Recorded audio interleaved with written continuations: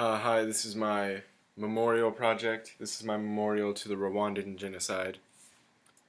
Um, as you can see, it's a wall and it curves starting from there and it curves around back to here. And what it is it starts out blank, completely white on this side, and then as you go along the curve, it gets darker and the white paint starts to peel off, and you get to this part where you can see pictures through the paint of victims of the Rwandan genocide, of quotes and statistics about the genocide, um, and I'll zoom in more later so that you can see it better. But the reason that this side of the curve, the front side, is white is because that's how the genocide was so hidden from the press for so long. It made it look like nothing was going on. And then as more and more information leaked out, we saw more and more of the darkness. So the darkness was originally hidden from us, and then as more information came out, we saw the darkness that had been happening and these atrocities and these killings.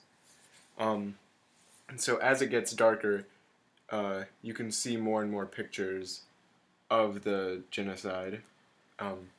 So I'll point out some right now. Here is a picture of a survivor with scars from various cuts. Here is a picture of a boy that at the bottom here, who's surrounded by people who are collapsed on the ground, and he has his head in his hands, and he's just crying. He's just taking in just what he's surrounded by. And then at the top, there's a picture of a single machete that was used in the genocides. And then around here, there are quotes, there's statistics. 6 men, women, and children were murdered every minute of every hour of every day during the genocides.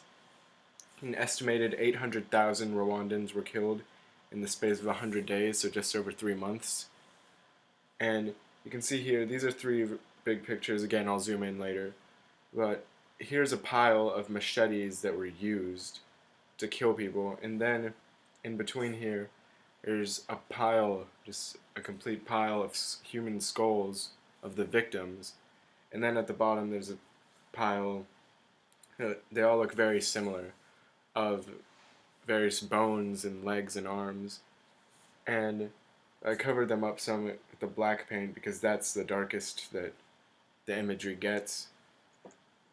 And back here, as you turn on the front of the curve, so this is where you would start. It would be a wall, and you would start here and you would keep walking. And in the middle here, this stuff is mainly covered. You can't even really see it when you're up close, but you can barely make out U.S. chose to ignore Rwandan genocide.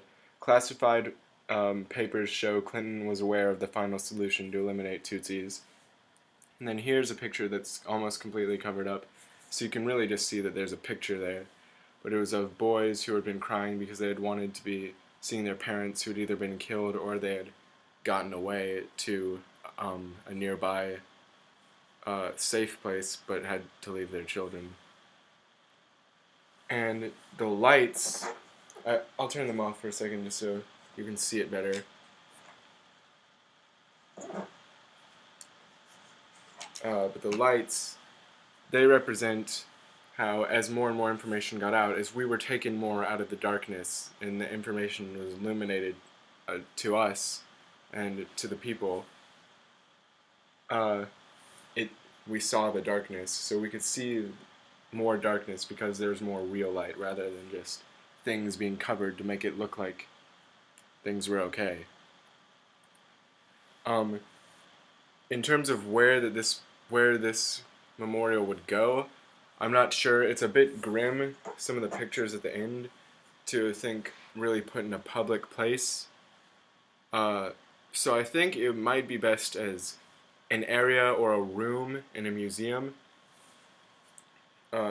like the room or the room of denial or the room of the press, so that you could see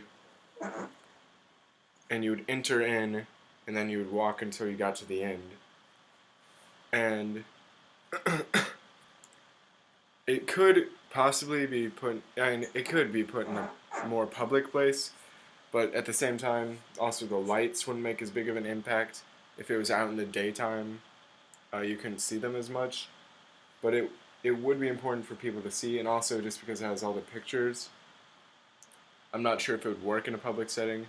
It doesn't necessarily have to be in a museum. That's just what I think when I look at it. But it could possibly be if it was maybe these pictures were more to scale, not this big. It would probably work better in a more public setting. And if there was anything that would change if this was going to become a real thing, I would have more pictures, more quotes, more statistics, more headlines, just to make the impact bigger, and just because it would be an actual room and you could fill it with more. I'd probably keep that, just how they're only on one side and how they come up in a row. Maybe it would curve more. Maybe if it was a hallway in a museum, it would wind more, so that way you would slowly see more and more show up, more and more pictures. And I'm not sure if it would be, I think it would be a tall room, but most of the pictures would be so you could read them and see them, and maybe it would go up higher, but it wouldn't be an incredibly tall room, but pretty tall. And let's see, I think that's all I have to say. I'm going to show some more close-up shots now. Oh, one last thing. The feeling that people would take away from this, that I would want them to take away from this, I think because you see more and more information, because you wouldn't be sure what you were doing if you started from one end, the feeling dawns on you, so you don't realize it right away, so it'd come to you, and I think it would probably be better. I think that you would get a little bit angry to seeing how it was hidden from the people, but there were reasons why it was hidden from the people, why not as many people knew about it, I mean. But it would be there just to make you wonder, wow, all this was hidden from so many people, and this is how dark it really got. And just so many people knew about it until after it was too late. And we could only read the statistics about it now. So it'd make you want to look more into what we don't know, or to at least make you think about it. And I think I would want it to be, that's another reason why I'm not sure if it would be in a public place, for two reasons. One, because it'd be best to start from here, I think, where in a public place you could usually just start from either end. And that's not a huge deal, but I think that has a lot to do with the feeling the mood that I would want to set, how it dawns on you. And also, just so it could be a bit quieter. But to each his own. That's how I would want it perceived. So I'm going to show some close-up shots now. Shot with the lights off just so you can see it better.